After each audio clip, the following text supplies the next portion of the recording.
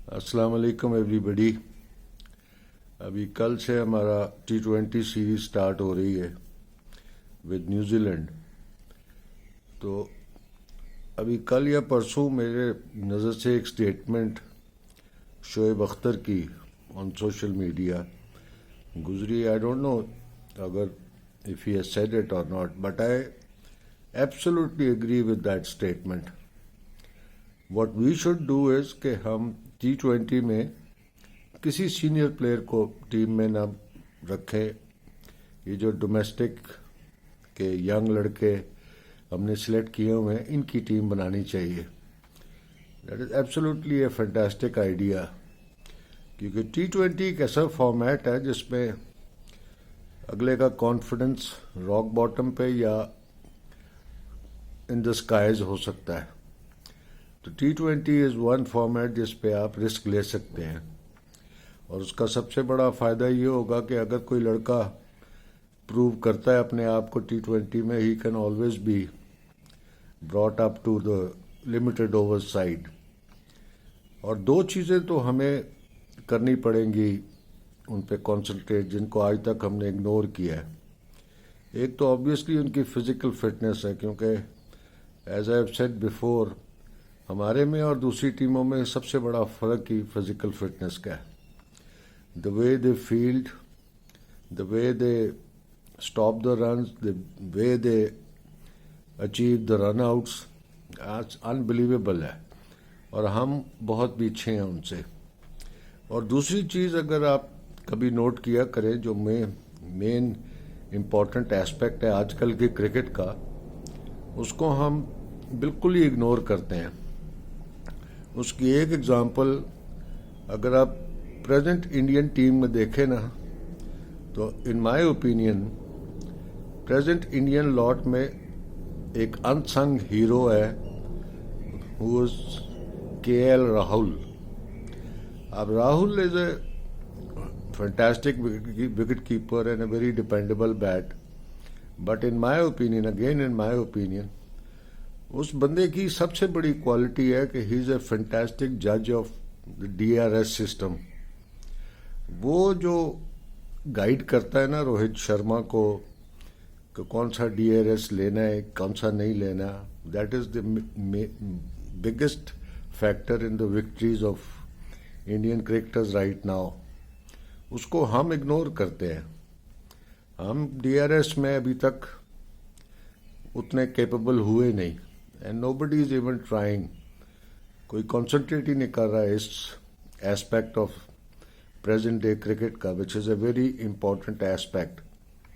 DRS कौन सा लेना है, कौन सा नहीं लेना है, is very important. Indian team का अगर आप परसेंटेज देखो with KL Rahul, they have got a fantastic percentage of taking the right decisions as far as DRS is concerned. हम इसको इग्नोर करते हैं।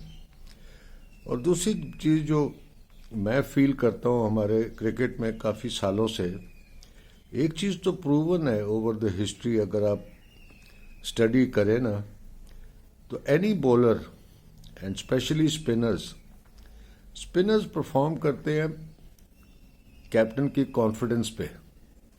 कैप्टन को कॉन्फिडेंस है तो वो स्पिनर इज सक्सेसफुल। बड़ी बड़ी एग्जांपल्स हैं। अल्लाह बख्शे Abdul Qadir was known as a magician under Khan sahab. Saqlain Mushtaq was unplayable under Wasim Akram. Yasir Shah was a match winner under Misbah ul Haq. Bowlers specially spinners captain के कॉन्फिडेंस पे चलते हैं। हर बॉलर को मार पड़ती है आजकल के फॉर्मेट्स में, लिमिटेड ओवर्स, T20 वटेवर। तो जब वो एक बॉलर बॉल आके कराता है और आके देखता है कोई चौका छिक्का पड़ गया, then he looks at the face of the captain, और कैप्टन अगर शैटर हुआ है तो उसका कॉन्फिडेंस नहीं, रॉक बॉटम पे चला जाता है।